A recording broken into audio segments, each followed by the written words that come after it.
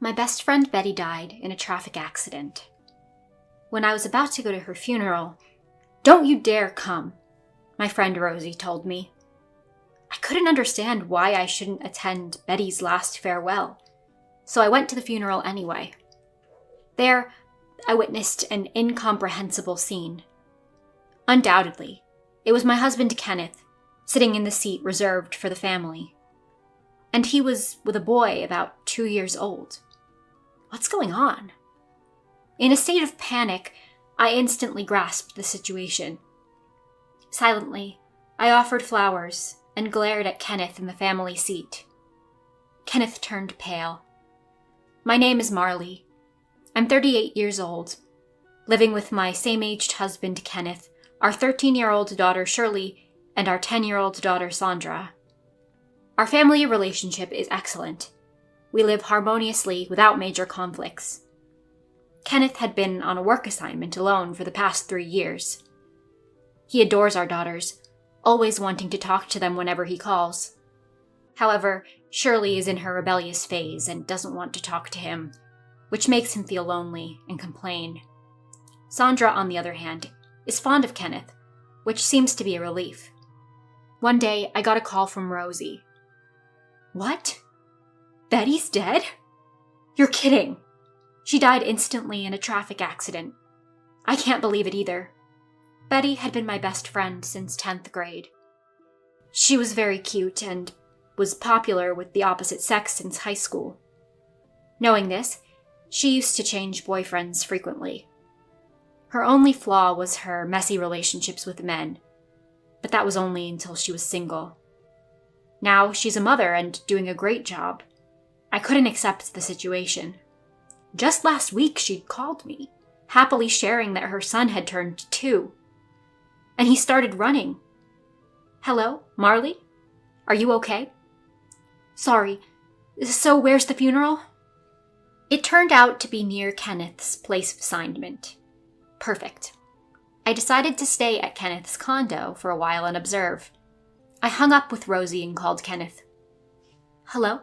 Is something wrong? Maybe it's just me, but Kenneth sounded down. You sound low. Are you okay? Feeling sick? No, just tired from work. What's up? Do you remember my friend Betty? I introduced you to her at our wedding. What? Yeah, I remember her. I had deliberately not introduced Kenneth to Betty until just before. I knew too well how popular Betty was with men, having known her for so long. Even if Betty wasn't interested, men would fall for her. That's how captivating she was to men. That Betty died in a traffic accident. The funeral is near where you're living now, so I'm thinking of going there. Eh? No, it's going to be tough, right? I'll go to the funeral. So it's okay. If you come here, what about the girls? It's just for 2 or 3 days. It'll be fine. I'm planning to ask Lynn to take care of them. No, don't bother Mom with this. Anyway, I'll go to the funeral, so you absolutely must not come here. Understand? With that, Kenneth unilaterally ended the call. Something's off. Kenneth's attitude is unnatural, and it's too strange for Kenneth, who hardly knows her, to attend my best friend's funeral. Ignoring Kenneth's words, I decided to entrust my kids to my mother-in-law, Lynn, and go to the funeral. Fortunately, I have a good relationship with my in-laws, so I quickly got their approval. During the trip, I received a call from Rosie, who informed me of Betty's death the other day. Hello? Hello, Marley? Are you by any chance going to Betty's funeral? I could tell from the phone that Rosie was crying. Yeah, Kenneth tried to stop me, but it's the last farewell. I definitely want to go. Don't come. It'll be a disaster. Go back immediately. Eh? What's wrong all of a sudden? What do you mean by a disaster? I don't know the details, but just don't come. It's better not to. With that, Rosie hung up. What's with Kenneth and Rosie all of a sudden? Will something happen if I attend the funeral? But it's too late to turn back now. I'm already on the plane. And when I arrived at the funeral, I was stunned by the sight. There was Kenneth. Well, that's okay. He said he would attend over the phone. Kenneth was sitting in the family representative seat with a boy of about 2 years old, greeting the attendees. What does this mean? Did Kenneth and Betty know each other? Family representative. Does that mean Kenneth and Betty were family? Parents and child. That's impossible. So, siblings? Or could they possibly be husband and wife? Questions kept coming and my mind was almost in a panic. Marley, you came. I told you not to. What's going on? I didn't understand either when I saw Marley's husband in the family representative seat, so I pretended we hadn't met and struck up a conversation. Rosie had attended our wedding, but with so many people there, it was unlikely Kenneth remembered Rosie's face. And sure enough, he didn't remember my face. He said, "Nice to meet you. I'm Betty's husband. Thank you for coming despite your busy schedule." Betty's husband? Kenneth is my husband. And Betty's too? We've been married for 3 years, he said. That 2-year-old boy over there seems to be Kenneth and Betty's child. 3 years ago. That's also when Kenneth started his work assignment. I finally started to put things together. Simply put, Kenneth had an affair where he was stationed and fathered a child. That's all there is to it. I said you shouldn't come, but that's a strange thing to say too. You have the right to know what's happening, Marley. Thanks for being considerate. I still don't understand everything, but at least it's better than being completely in the dark. I quickly proceeded to the body and lined up to offer flowers. Kenneth, head bowed, was nodding to each person offering flowers. Up close, his eyes were swollen, probably from crying a lot. Then it was my turn. Kenneth looked up at me and turned pale, as if he'd seen a ghost. What is Kenneth thinking now? Is he angry that I came to the funeral despite his warnings, panicked about how to explain his affair, or something else? I offered my flowers and left without a word. This was my declaration of war. The battle with Kenneth was about to begin. I'll make sure he regrets this. More than a ghost. It's like death. Good. Let Kenneth suffer. I got back on a plane and rushed home. There were several missed calls on my phone, but I turned it off midway. First, I went to the civil office to check my marital status. The marriage was still valid. It made even less sense, but I reported the situation to my in-laws. I told them that at Betty's funeral, Kenneth was the family representative, apparently married for 3 years, and there was a 2-year-old boy. Laying out the facts had a devastating impact. My in-laws were initially stunned, thinking I was joking. But knowing our usually good relationship, they realized I wasn't lying and became furious. They tried to contact Kenneth, but couldn't reach him. If he's really the family representative, he's probably still busy. Or maybe he's running away, not knowing what to do. Next, I decided to call Betty's parents. I had been close friends with Betty since high school and knew her parents. I even learned how to bake cakes from Betty's mom. I didn't know how much Betty's parents knew, but the fact that they had just lost their precious daughter was undeniable, and I felt guilty for involving them while their grief was still fresh. However, it was also strange for me to be overly considerate. They might have been deceived without knowing anything. Marley, it's been a while. You came to Betty's funeral, didn't you?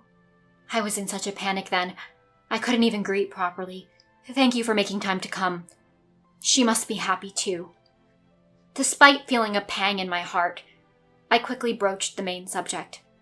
Actually, I called today to talk about Kenneth, Betty's husband. It's hard to say, but Kenneth is my husband. Was he originally married to Marley and then divorced, becoming Betty's husband? No, that's not it. He is still my husband. We are a married couple and have an official marriage certificate. So I doubt Betty knew about this, but what do you think? Indeed, Kenneth stubbornly said there's no need to file a marriage certificate. We opposed it, but we thought it was their decision. He insisted because of this background. Deceiving Betty like this, it's unforgivable. Betty's mom believed without a doubt that Betty had been deceived. However, I had my doubts about that, especially since Betty and I had been in contact just the other day.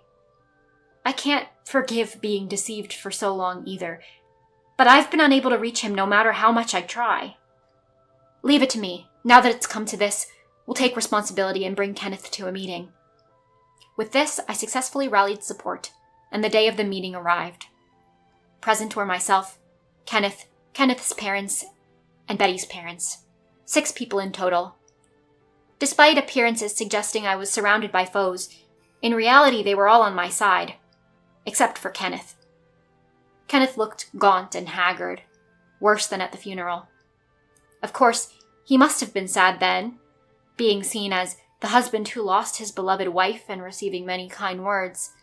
All attendees sympathized with him, thinking it tragic for someone so young, but now he was the man caught in an affair. Everyone present was an enemy. Tense as a frog under a snake's glare, Kenneth began to speak. I met Betty at Marley's and my wedding. I fell for her cuteness at first sight. So they did meet at the wedding. I had suspected as much since there was no other point of contact. But to fall for someone after just one meeting, Betty truly had a way with men. Even after our marriage, we often continued our relationship. It was like a casual, momentary romance, you know? A casual romance with his wife's best friend. Didn't he ever think it would end in disaster? 3 years ago, when I was about to start my solo assignment, I told her it was over. Then Betty said she'd come with me. I was surprised by these words. I thought Betty would have other men besides Kenneth, but moving meant she would be cutting off those relationships. Not that I should be the one to say it, but Kenneth works at a major company, making him a good catch as a husband. It's not surprising that Betty wouldn't want to let go, and I thought Betty would easily find men in a new place. So after I moved for my assignment, Marley wasn't around and we ended up living together. Then we had a child. It was troublesome, but I was happy because it was a boy. Kenneth and I have 2 daughters, and I remember him always wanting a son. Kenneth, speaking excitedly, became awkward under our cold gazes. Betty said that once we had a boy, we would get married. I didn't know Kenneth was already married. But did you actually say that to Betty? Yeah, well, I did say something like, if it's a boy, I'll divorce Marley and marry Betty, but I never thought it would actually happen. It seemed like a game to Betty, something light which led to this situation. If she didn't want to have a child, she should have taken proper precautions. Well, I thought it wasn't right to continue this relationship, but it was hard to choose when asked, and while I was struggling with this, Betty died in a traffic accident. Kenneth finished speaking. I knew it, but hearing it from Kenneth's mouth was a shock. I had been betrayed by him and Betty all this time. Then father-in-law Brian stood up. This foolish man! And punched Kenneth. Mother-in-law Lynn was crying the whole time. Everyone, I'm terribly sorry for what my foolish son has done. I don't know how to apologize enough. Brian deeply apologized. I'll make amends for the rest of my life. So, Marley, I want you to adopt the boy and raise him together. Betty would want that from heaven. No, that's impossible. I refused Kenneth's request. Adopt the child of a woman he cheated with just because she died? It was absurd. Hearing this, Brian hit Kenneth again, and Lynn cried out loud. I wanted to cry. The only things I ask of Kenneth are 2. To divorce and to pay compensation. That's all. But there's something I've been wondering. Is this 2-year-old boy really Kenneth's child? The boy doesn't resemble Kenneth at all. It would be typical for Betty. I thought the same.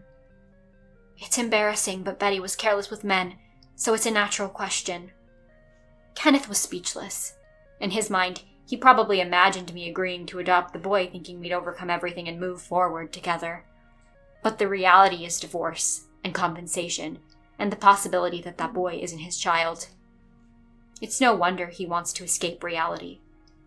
Anyway, please fill in the divorce papers and leave the house as soon as possible. The amount of compensation will be discussed with my lawyer, and I'll inform you later. Wait, please wait. There must be a way we can make this work. The girls will be sad if I suddenly disappear. Brian hit Kenneth again as he pleaded pathetically. I thought you'd say that. So I've already talked to the girls. I even have messages from them. First from Shirley. Cheating is the lowest thing. You're a beast. I never want to see your face again. Next from Sandra. Dad, that's called two-timing, and it's something you shouldn't do. I hate a dad who does that. That's all. Kenneth looked devastated, probably shocked by his daughter's words. You brought this upon yourself. It's your fault for not foreseeing this future. Marley, I'll make sure he pays the compensation. It's the least I can do. A few days later, Kenneth and I divorced. DNA testing was done on the boy, and as expected, Kenneth was not the father. Who the real father is now unknown. The boy was most likely the result of one of Betty's many adult relationships. Betty's parents decided to raise the boy. Since Kenneth had acknowledged him, he was obliged to pay child support. Kenneth now had to pay child support for 2 daughters and the boy, plus compensation, leading him to take on debt. Kenneth's parents disowned him and told him never to enter their house again. Kenneth, once expected to have a brilliant career, lost his chance for advancement when his company became aware of the scandal. Shunned by colleagues and unable to leave because of his debts, he had no place in the company. Betty's parents offered to pay me compensation. I refused, saying their obligation ended with Betty's passing. But they insisted it was the right thing to do, so I accepted. If I hadn't attended the funeral, my life would have continued as it was. There might have been some truth to Rosie's notion of ignorant bliss, but I'm glad to know the truth. I feel more determined than ever to support and live for my daughters. By the way, the messages I said were from the girls were made up by me. The truth about Kenneth's actions would be too shocking for girls their age.